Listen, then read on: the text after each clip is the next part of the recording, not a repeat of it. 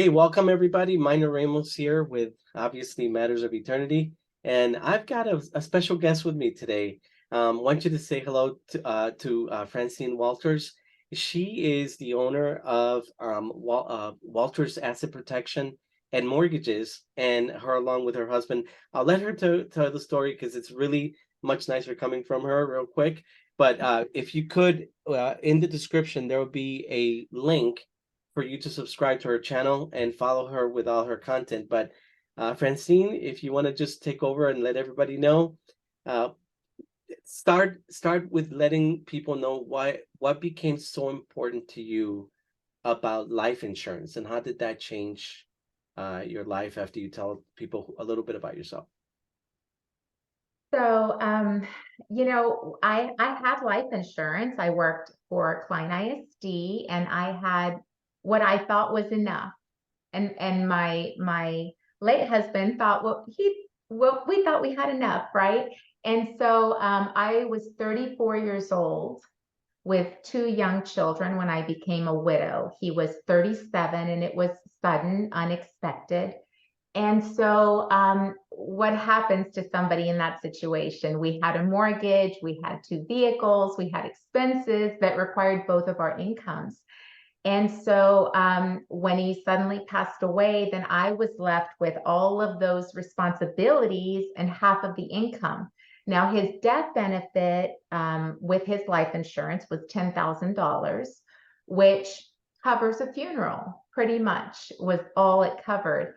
And so I had to figure it out. I had to figure out how to not lose the roof over my children's head, how to not displace them from move them to different schools. And they'd gone through enough. And so I was very blessed with Klein ISD. I'm very grateful that I worked the after school care program. Then I would write curriculum for the district after that. And then on Saturdays, I gave teacher trainings on the curriculum, and I gave other trainings for administrators in the district as well. So I had to add those 3 additional jobs to my main teaching job, which thank God was able to help me keep my home and not lose my home. But I did lose that precious time with my children, Mm. and I can't get that back. And they needed me the most at that time. And so that is something that I never want anybody to experience. I want people to know and be aware of, if something were to happen to me, how would my family still be okay without having to work 3 additional jobs to not lose just the basic needs, a roof over their head, not to be displaced. So for me, it's so important to help people have that security and protect themselves and protect their families. Now, I'm really sorry too about about the loss there. It I think when people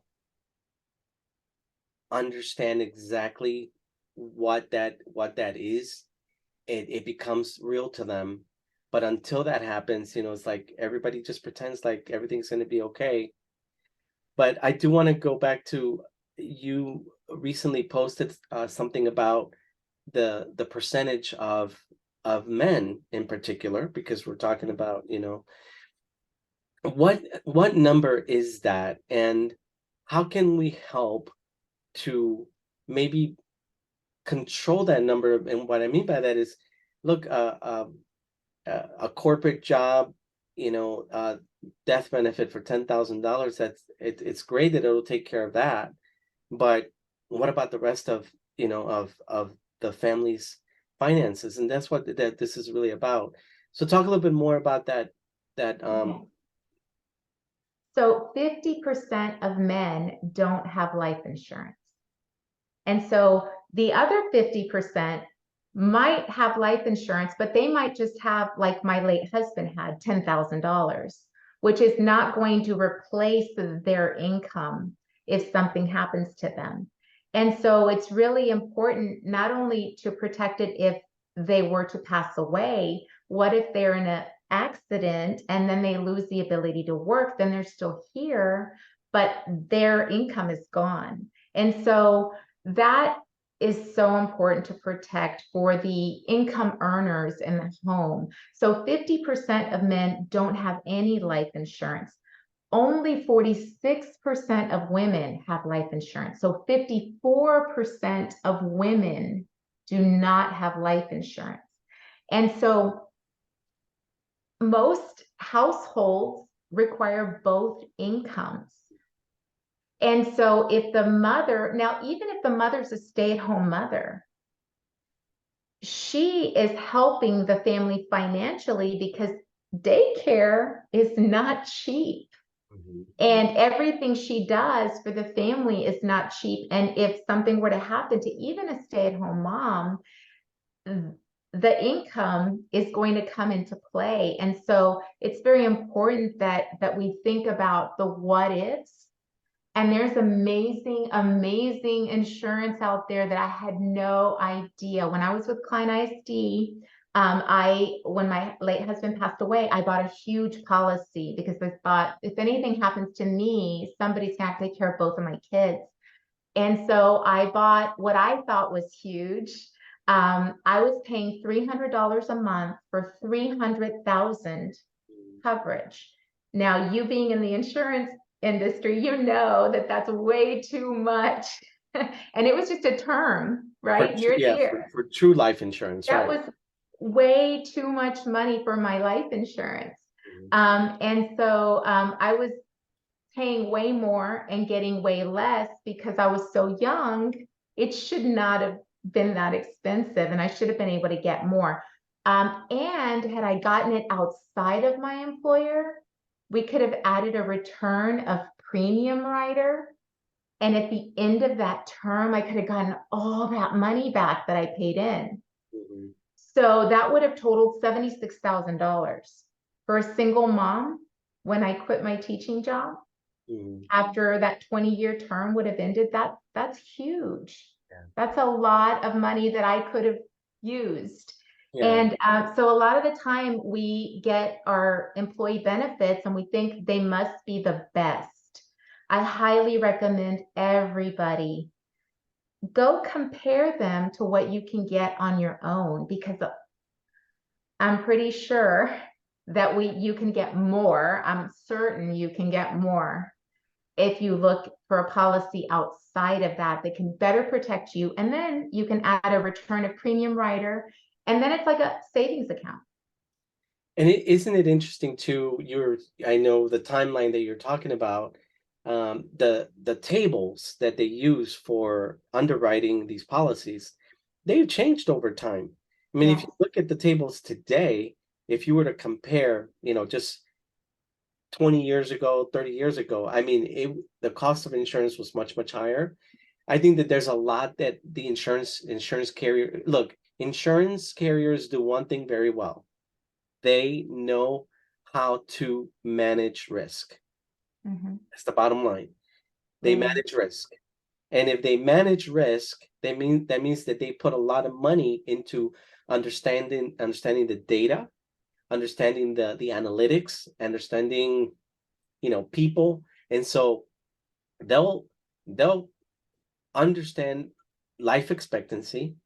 They'll understand, like, the questions that they ask, if I take chances on, getting on a motorcycle or whatever, like, right. Are you a those things. skydiver? Yeah, they understand that. And so if they and you would think maybe, oh, that's unreasonable. Well, you know what? There's a lot of numbers, and it's all based on numbers. So Right. it's really interesting.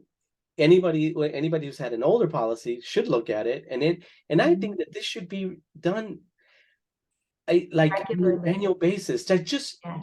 check it. Is it still good? Am I where I need to be? Does somebody come up with something newer, or maybe you look at it and you're like, oh wow, I had this and this is really good, and now it's up here, and I'm protected, I'm good. There's always a way to, but you can't do that unless you have somebody who's a practitioner and is looking into this on a daily basis and understands. Because unfortunately there are a lot of newer people There's Mm-hmm. nothing wrong with that, but all that means is that you don't have the full scale of Right. everything that there is to know about life insurance. Let me ask you one question pertaining to life insurance. People are really interesting to me. They won't hesitate to insure their car, right? They will not hesitate to insure their home. And that's probably because there's some external elements that are coming into it. Most people have a car loan, so they can't get that car loan if they don't have insurance. Most Right. people have a mortgage. They won't get the mortgage unless it's insured. Why, if if something happened to them, their family wouldn't have the car or the home, Right. and their life is more important. And when you look at the dollar amount that someone could pay for a term policy, really good, rated company, and they've been around. Most of these insurance companies have been around for hundreds of years, right?